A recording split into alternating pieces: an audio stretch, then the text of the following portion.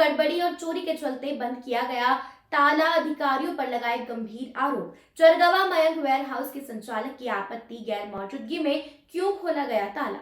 जबलपुर में मूंग खरीदी सहित वेयर हाउस में रखी उपज में गड़बड़ी के चलते बंद चरगवा का मयंक वेयर हाउस एक बार फिर सुर्खियों में है। दरअसल मयंक वेयर हाउस में चोरी और अन्य गड़बड़ी के चलते इसे सील किया गया था और इसकी जांच अभी लंबित है।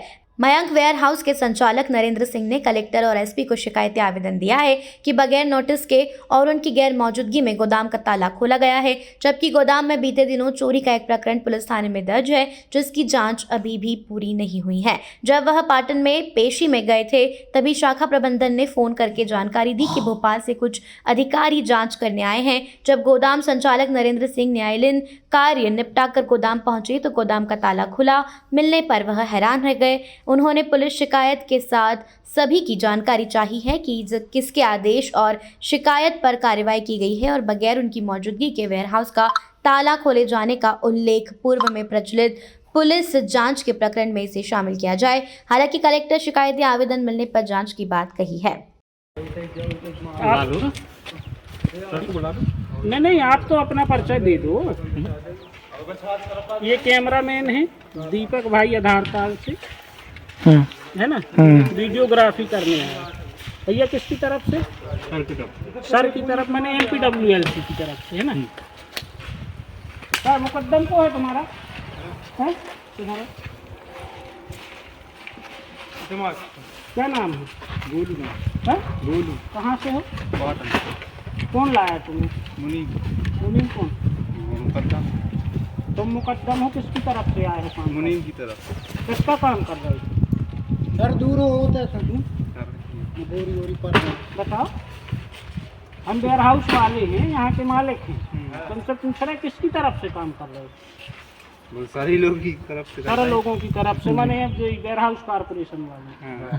ठीक, मैंने हमें तो उपस्थित हैं या तुम लोग देख रहे हो ना जांच में, बस कहने का मतलब यही था।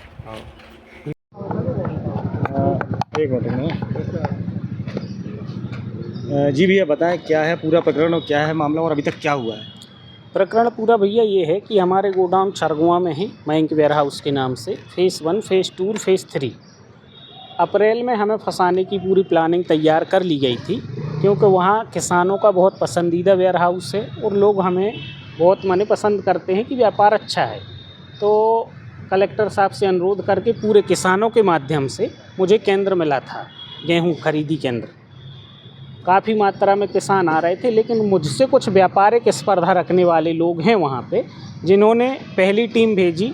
रघुवीर सिंह डिप्टी कलेक्टर जी हैं, रघुवीर सिंह मरावी, उन्होंने जांच में कोई अनियमितता नहीं पाई।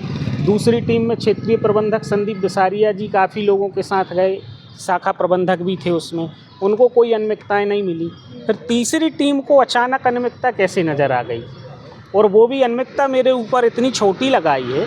847 कुंटल अनुमान लगा के बताया कि इनकी गोडाउन में माल कम पाया गया, अनुमान के आधार पे। ये स्पष्ट नहीं है कि कम है ही, अनुमान लगा के बताया गया।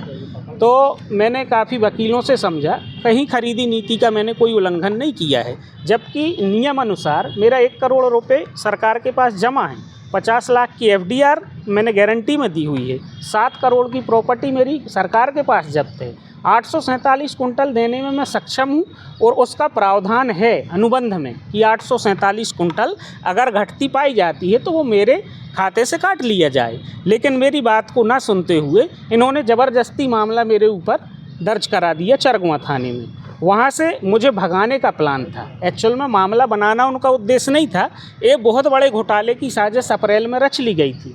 मेरे भगने के बाद वहाँ पुलिस लगा दी गई, गोदाम सील कर दिया गया और जब्ती किया माल, जो कि कीड़े और आटा फार्मेशन के कारण नष्ट हो रहा है। उसके लिए मैंने निरंतर प्रयास करे हैं और पत्राचार किया है प्रबंध संचालक को, मुख्य सचिव को, विभाग के जितने अधिकारी हैं, माननीय कलेक्टर महोदय को, आदरणीय अपने SP महोदय को, सबको मैंने पत्राचार किया है कि ये अनाज नष्ट हो जाएगा, शासन को क्षति पहुंचेगी। लेकिन मेरी बात को किसी अधिकारियों ने ये नहीं सुना। आज नौबत ये है कि वो अनाज नष्ट हो चुका। अब 9 तारीख को पाटन में पेशी थी, MPWLC द्वारा आवेदन लगाया गया कि गोदाम को खोला जाए।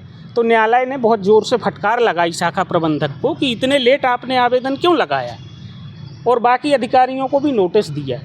उसके बाद इनने 11 तारीख को भोपाल से टीम बुलवाई, और जब मैं न्यायालय पहुंचा 11 तारीख का, न्यायालय ने समय दिया था 2 दिन का कि पूरे डॉक्यूमेंट्स के साथ उपस्थित हो जाओ। तो मैं न्यायालय पहुंचा और इनका फ़ोन आता है 1 बजे कि आप न्यायालय से वापस गोदाम आ जाओ। मैंने पूछा क्यों, तो उनने बोला भोपाल से कोई टीम आई है। तो हमने कहा मैडम आज न्यायालय में जवाब प्रस्तुत करना है तो न्यायालय प्रथम है कि गोडाउन प्रथम है। तो उनने बोला नहीं, वो आपको आना हो तो ठीक है, नहीं तो प्रारंभिक जांच शुरू हो गई है। मैं ठीक है आप करो, हम उपस्थिति दर्ज करा के आते हैं।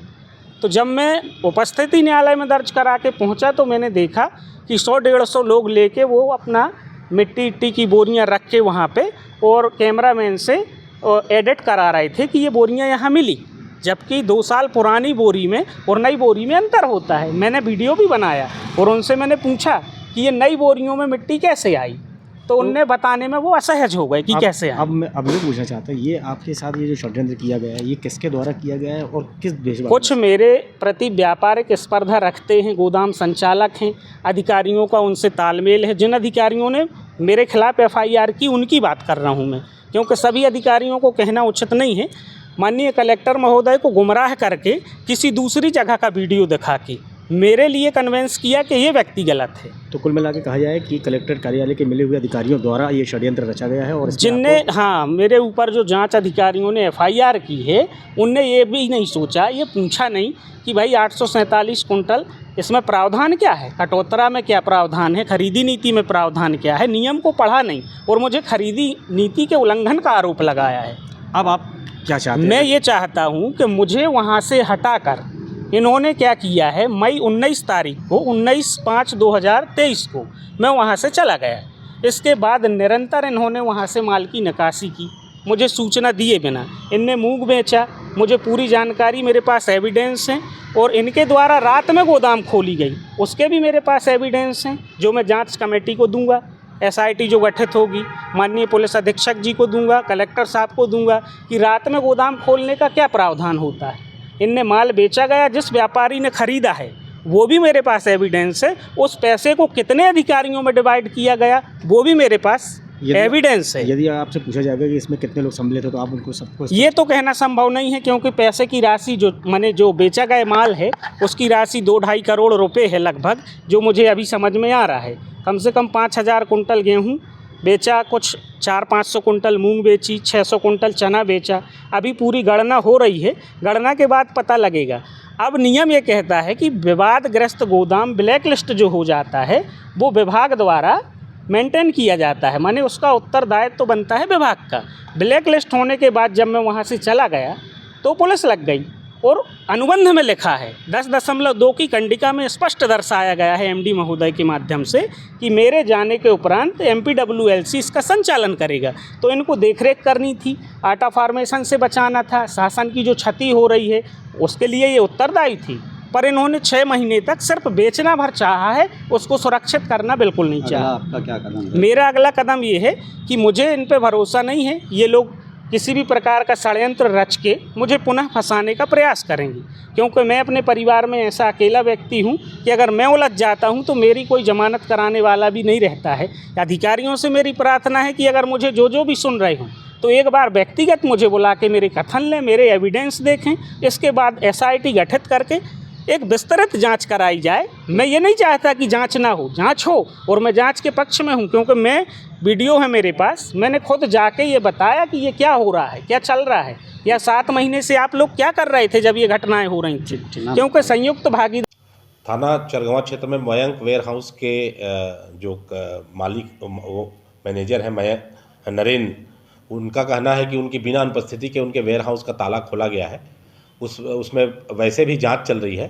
अब ये क्या तथ्य हैं, इनसे आवेदन पत्र लिया गया है और आपस में क्या इनकी सहमति नहीं थी कि इनके द्वारा ये बिना सहमति की खोली गई, ये जांच का विषय है, इसमें जांच की जाएगी और अगर कोई पक्ष इसमें दोषी पाया जाता है तो निश्चित रूप से कार्रवाई की जाएगी।